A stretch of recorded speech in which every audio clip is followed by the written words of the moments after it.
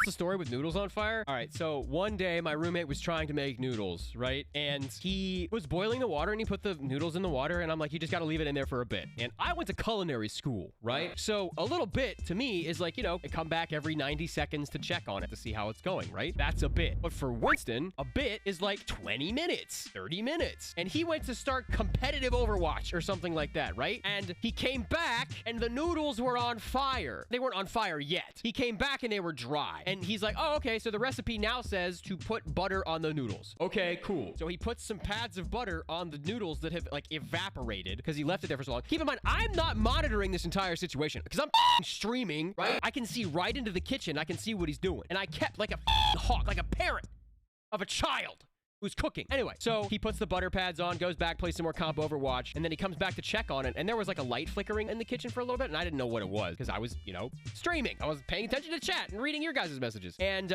he comes around the corner. I wish I could show you guys exactly how he did this, because it was comedy. Can't write this. He comes around the corner, and it's an oil fire. It's a grease fire. He put too much butter on the noodles, and he just let them ignite, right? And he comes around the corner, looks me dead in the eye, holds the pan in front of himself, about 50 feet away from me, and he goes, and I'm like, dude, put a lid on it. What are you doing? Put a lid on it, bro.